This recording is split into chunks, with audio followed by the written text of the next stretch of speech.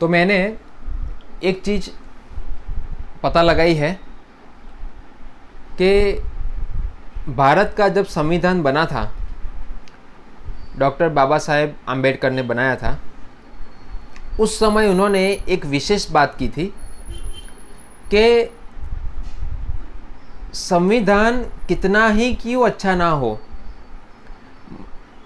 मगर चलाने वाले सही व्यक्ति नहीं है तो इसका कोई मतलब नहीं है, उस संविधान का कोई मतलब रहता नहीं है। उस पर बहुत सारे लोग उंगली उठाएंगे, आलोचना करेंगे, निंदा करेंगे। हाँ, क्यों? क्योंकि व्यक्ति अगर गलत है तो अच्छी वस्तुओं को भी वो गलत तरीके से उपयोग कर सकता है। जिस प्रकार उदाहरण, एक मर्सिडीज कार, हाँ, अगर मर्सिडीज कार हमें चलानी नहीं आती और हम उसको चलाने लगे और वो किसी जगह पर एक्सीडेंट हो गया तो हम क्या बोलेंगे? अरे मर्सिडीज कार कैसी है, अच्छी नहीं है ये। हाँ? मगर हमने मर्सिडीज कार की तो निंदा कर दी, अरे ये मर्सिडीज कार तो बुरी है, ऐसा है वैसा है, मगर वो चलाने वाले की, हाँ, चलाने वाले को नहीं पूछा कि भाई तुम्हें चलाना आता था कि नहीं। तो व्यक्ति की गलती हो सकती है, कई बार वस्तुओं की भी गलती हो सकती है, ऐसा कुछ नहीं है, मगर सामान्य तौर से हम देखते हैं तो व्यक्तियों की गलती होती है। हाँ, क्योंकि वो चेतन है। जड़ वस्तु में इतनी शक्ति नहीं होती, चेतन में होती है, वो उसका उपयोग किस प्रकार करता है। तो इसी प्रकार अंबेडकर ने ये इस प्रकार कहा था संविधान के बारे में। तो ये गलतफहमियां मनु संहिता में भी हो सकती है। मनु संहिता परफेक्ट है, मगर इसमें जो वर्णाश्रम जो सभ्यता है उसमें अगर लोग गलत आ गए तो मनु संहिता के अंदर बहुत सारी अच्छी वस्तु होने के बाद भी उसकी लोग आलोचना कर सकते हैं। क्यों? क्योंकि आचार प्रचार, ये दो चीज़ महत्वपूर्ण है, आचार और प्रचार। अगर आप किस चीज़ का प्रचार कर रहे हो तो आपके अंदर भी वो आचरण होना चाहिए। तो अगर आचरण नहीं है तो बहुत सारे लोगों के डाउट हो सकते हैं, क्योंकि सामान्य लोग व्यक्ति को देखकर किसी भी सिद्धांत को समझते हैं। हाँ? आपनी आचरे प्रभु जीवेर सिखाए। चैतन्य महाप्रभु ने अपने आचरण से सभी को समझाया कि एक भक्त क्या होता है, भक्त किसे कहते हैं, भगवान का आदर कैसे किया जाए, भगवान की सेवा कैसे की जाए, भगवान का स्मरण कैसे किया जाए।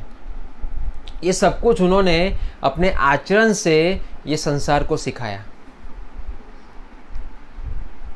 तब जाके लोग आज चैतन्य महाप्रभु के उच्च स्वर में ध्वनि में कीर्तन करते हुए हरिनाम का जप करते हैं,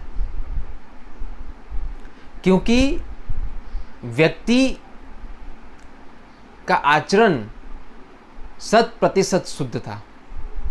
तो कई ऐसे ब्राह्मण हो सकते हैं जिनके अंदर ब्राह्मणों के गुण नहीं थे, क्योंकि सब जन्म से ब्राह्मण नहीं होते हैं।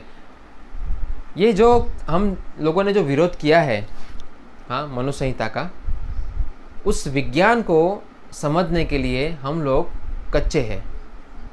हाँ, इसीलिए हमने क्या समझा कि जन्म से ही लोग ब्राह्मण होते हैं, जन्म से ही लोग शूद्र होते हैं। ये गलत है। कोई व्यक्ति जन्म से नहीं होता है। भगवान श्री कृष्ण गीता में बताते हैं, चातुर्वर्ण्यम मया सृष्टम गुण कर्म विभाग सह। ये गुण कर्म के अनुसार है। अगर आप शूद्र परिवार में जन्म लिए हो मगर ब्राह्मण जैसे गुण है तो ब्राह्मण की तरह उसको अधिकार दिया जाता था, ऐसा कुछ नहीं है। मगर हमने ये विज्ञान नहीं समझा, इसलिए हमने गलत तरीके से इसको प्रस्तुत किया है समाज के अंदर, इसलिए मनु संहिता की निंदा की गई है। हाँ, बाकी जो मनु संहिता है उसमें कोई दोष नहीं है। व्यक्ति में दोष हो सकता है, क्योंकि हर व्यक्ति के अंदर कुछ ना कुछ दोष होता ही है। हाँ, जब तक वो पूर्ण नहीं है, जब तक वो विद्वान नहीं हुआ है, तब तक उसके अंदर दोष रहते हैं। जिस प्रकार हम देख सकते हैं आज भी जो हमारी सिस्टम है उसमें बहुत सारे लोग करप्टेड है। हाँ, डॉक्टर, इंजीनियर हैं, बहुत सारे ऐसे नेता है, हर फील्ड के अंदर आपको करप्शन मिलता है। तो क्या हमने उस फील्ड को बंद किया, उसकी निंदा की? नहीं, तो हम उस व्यक्ति की निंदा करते हैं। हाँ, तो कहने का मतलब यही है, हमने मनु संहिता क्यों जलाई? क्योंकि हमने ब्राह्मणों का दोष नहीं निकाला, हमें मनु संहिता का दोष निकाला। मनु संहिता हमें इस प्रकार का मार्गदर्शन नहीं दे रही है। मनु संहिता का मार्गदर्शन इस प्रकार नहीं है।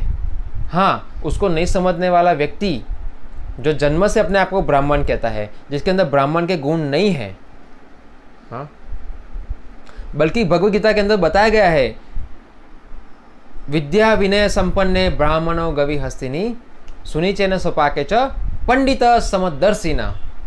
देखिए, जो विद्वान होता है वो समदर्शी होता है, वो कभी किसी से भेदभाव करता नहीं है। वो गाय, गधे, मनुष्य सबको समान दृष्टि से देखता है कि सब भगवान के अंश है। और आज हम देख सकते हैं वर्तमान समय के अंदर ऐसे बहुत सारे लोग जो प्रचार कर रहे हैं इसी ब्राह्मण के गुणों को लेकर, बल्कि वैष्णव के गुणों को लेकर, जो भगवान श्री कृष्ण की भक्ति कर रहे हैं, समाज में समान रूप से सबको प्रचार कर रहे हैं, मार्गदर्शन दे रहे हैं, किसी से भेदभाव नहीं करते। तो इसीलिए हम देख सकते हैं ये जो विरोध हुआ है मनु संहिता का, ये गलत है। इसलिए हमें मनु संहिता को अच्छे से स्टडी करना चाहिए, विद्वानों के साथ बैठकर। मूर्खों के साथ संग करके हम नहीं समझ सकते मनु संहिता को। ये इस मनु संहिता कोई मूर्ख को समझने वाली बात नहीं है, ये विद्वानों की बात है। बहुत सारी चीज़ें ऐसी भी है मनु संहिता के अंदर जो आप वर्तमान समय पालन नहीं कर सकते। हाँ, आज हम लोग भी है, पूरी मनु संहिता का तो पालन नहीं कर सकते, मगर देश काल और पात्र के अनुसार उसमें बहुत सारे ऐसे मार्गदर्शन दिए गए हैं जो आप उसको पालन कर सकते हैं। आम्बेडकर ने भी कहा है कि मनु संहिता के अंदर बहुत सारी चीज़ें ऐसी है जो व्यवहारिक है, सब कुछ गलत है ऐसा नहीं कहा, मगर ये कुछ राजनीति नहीं बोलेंगे, राज अनीति के कारण ये मनु संहिता को जलाना पड़ा पब्लिक के सामने। हालांकि जलाते समय उनको भी दुख हुआ होगा, क्योंकि वो एक मोहरे थे राजनीति के। तो इसलिए ये जो मनु संहिता और मनु को जो हटाने का जो प्रयास हो रहा है, हाँ, ये गलत है। हमें इसमें कुछ सुधार लाना चाहिए, हमें भगवद गीता पढ़नी चाहिए। अगर मनु संहिता को समझना है तो भगवद गीता पढ़िए। बिना भगवद गीता पढ़े आप ना धर्मशास्त्रों को समझ सकते हैं ना वेदों को समझ सकते हैं, क्योंकि भगवद गीता सभी शास्त्रों का निचोड़ है। तो कृपा करके उसको पढ़िए। हरे कृष्णा।